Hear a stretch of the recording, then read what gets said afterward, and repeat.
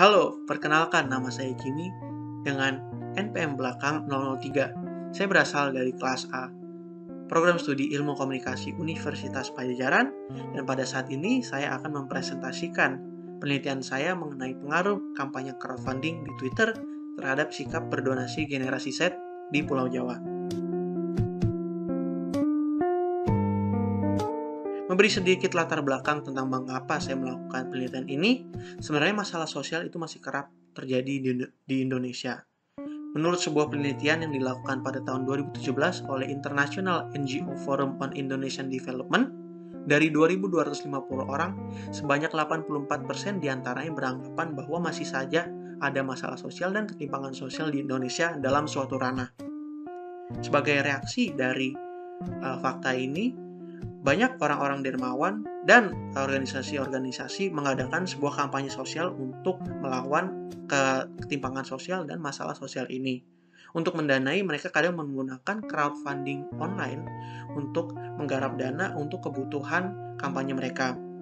Ditambah dengan fakta bahwa Indonesia diberi peringkat pertama sebagai negara yang paling dermawan di dunia dari penelitian oleh World Giving Index pada tahun 2018, terasa sebagai crowdfunding online sangatlah wajar untuk berada dan rawan terjadi di tanah Indonesia. Salah satu hal lain mengapa saya ingin melakukan penelitian ini, terutama di media sosial Twitter, adalah Twitter merupakan media sosial yang penggunanya sangatlah banyak. Dan di antara pengguna aktif yang banyak itu, mayoritas dari mereka merupakan masyarakat generasi Z, sebuah masyarakat yang sering menggunakan media sosial dan sering juga mengikuti tren. Dari penelitian ini muncul sebuah pertanyaan. Apakah terdapat pengaruh antara kampanye crowdfunding di Twitter terhadap masyarakat generasi Z berusia 18 hingga 24 tahun di Pulau Jawa? Crowdfunding itu sendiri dapat didefinisikan sebagai upaya kolektif dalam menghimpun dana secara digital melalui internet untuk mendukung kegiatan yang diadakan oleh seorang individu atau organisasi. Nah, kegiatan yang diadakan ini mayoritas merupakan aksi aktivisme digital, sebuah kampanye sosial digunakan untuk melawan sebuah ketidakadilan atau masalah sosial. Sehingga penggalangan dana melalui cara online ini merupakan tren baru bagi generasi muda untuk turut berkontribusi dan berdonasi untuk melawan ketidakadilan dan masalah sosial. Sebagai kerangka dalam penelitian ini, saya menggunakan theory of planned behavior yang menyatakan bahwa niat untuk melakukan suatu tindakan itu dipengaruhi oleh sikap terhadap tindakan, norma-norma subjektif, dan kontrol yang dirasakan. Penggunaan TPB ini dalam mengaitkan perilaku seorang terhadap tindakan yang dilakukan sangatlah berguna dan efektif dalam memprediksi perilaku calon penyumbang donasi dalam berbagai kampanye dan aktivitas sosial. Meneliti tentang sikap di dalam masyarakat, penggunaan theory of planned behavior di dalam penelitian ini sangatlah cocok dan tepat dalam mengeksplorasi pengaruh antara kampanye crowdfunding dan sikap berdonasi di masyarakat. Sikap itu sendiri merupakan evaluasi terhadap objek, isu, atau orang yang dapat bertahan relatif lama. Sikap membantu sesama dan sikap terhadap kampanye atau organisasi amal merupakan dua hal penentu yang menentukan sikap berdonasi seorang. Dari penelitian ini muncullah dua hipotesis penelitian. Hipotesis yang pertama, atau H0, menyatakan bahwa tidak terdapat pengaruh antara kampanye crowdfunding di media sosial Twitter terhadap sikap berdonasi di masyarakat generasi Z yang berusia 18 hingga 24 tahun di Pulau Jawa.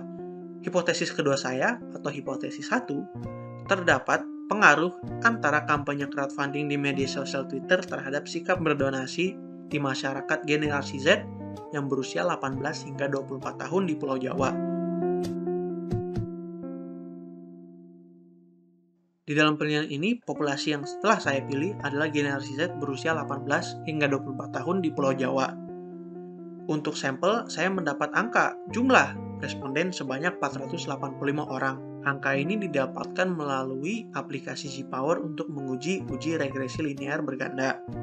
Saya menggunakan probabilitas error 0,05 atau kecil karena penelitian seperti ini merupakan penelitian yang relatif baru, sehingga untuk membuktikan hipotesis saya membutuhkan responden yang lebih banyak. Pelaksanaan penelitian ini akan menggunakan teknik non-probability sampling atau metode sampling yang tidak acak. Secara spesifik, metode non-probability sampling yang digunakan di dalam penelitian ini adalah convenience sampling. Convenience sampling mengandalkan sampel responden yang terdiri dari orang-orang yang paling mudah diakses atau bersedia untuk menjadi bagian penelitian, dan untuk rencana analisis statistik untuk membuktikan model saya menggunakan uji regresi linear berganda karena saya menggunakan dua variabel dan saya ingin menguji pengaruh antara kedua variabel tersebut. Untuk alat pengukur dari kuesioner saya menggunakan skala Likert dengan angka 1 sangat tidak setuju, 2 tidak setuju, 3 netral, 4 setuju, dan 5 sangat setuju.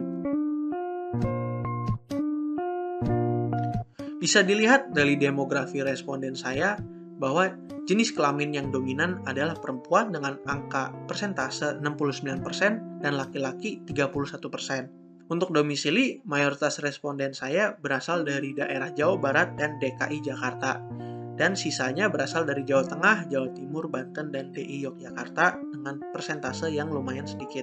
Untuk usia, responden saya mayoritas dalam jangka usia 18, 19, dan 20 tahun, dengan sisa-sisanya berusia 21, 22, 23, dan 24 dalam proporsi persentase yang lumayan sedikit dibanding ketiga jangka usia tersebut. Sebelum menguji model saya menggunakan uji validitas, reliabilitas, dan normalitas. Uji validitas dilakukan untuk menguji apakah data saya itu valid. Terlihat dari nilai KMO senilai 0,835 dapat dinyatakan bahwa data saya itu sudah lumayan valid. Dan untuk setiap item pertanyaan, dalam rotated component matrix, dinyatakan bahwa item pertanyaan X1, X3, X4, dan X5 itu sudah di atas 0,4, dikategorisasikan sebagai item pertanyaan yang sudah valid. Akan tapi X2 itu di bawah 0,4 sehingga tidak valid. Untuk variabel Y, item pertanyaan Y1, Y2, Y3, Y4, Y5, Y7, Y8, dan Y9 sudah di atas 0,4 sehingga dinyatakan valid. Akan tetapi Y6 itu di bawah 0,4 sehingga dinyatakan tidak valid dan dikeluarkan dari variabel ini. Untuk reliabilitas saya menggunakan angka Cronbach's alpha untuk mengujinya. Dan dari kedua angka ini, X 0,857 dan Y 0,827 itu sudah di atas 0,6, sehingga kedua data saya sudah dapat dinyatakan reliable. Normalitas dilakukan untuk menguji apakah data saya itu memiliki distribusi yang normal atau tidak. Dan saya menggunakan skewness dan kurtosis untuk mengukurnya. Untuk skewness, X bernilai 0,318 dan Y bernilai minus 0,325. Untuk kurtosis, X bernilai minus 0,773 dan Y bernilai minus 0,359. Variabel saya ini menunjukkan distribusi data yang normal, karena nilai skewness dan kurtosisnya menunjukkan angka lebih besar dari minus 1,96 dan angka lebih kecil dari 1,96. Pengujian kelayakan model di dalam penelitian ini dilakukan menggunakan uji regresi linear berganda. Dan pertama kita akan melihat tabel ANOVA. Nilai probabilitas F-hitung atau signifikansi pada tabel menunjukkan nilai 0,00, yang berarti lebih kecil dari tingkat signifikansi 0,05. Dari hasil tersebut, dapat disimpulkan bahwa model regresi linear sudah layak digunakan dalam menjelaskan pengaruh kampanye crowdfunding di Twitter terhadap sikap berdonasi. Untuk kedua, kita akan melihat tabel koefisien. Uji T ini dilakukan untuk mengetahui apakah model regresi linear berganda sudah mampu menjelaskan perilaku variabel independen dalam mempengaruhi variabel dependennya.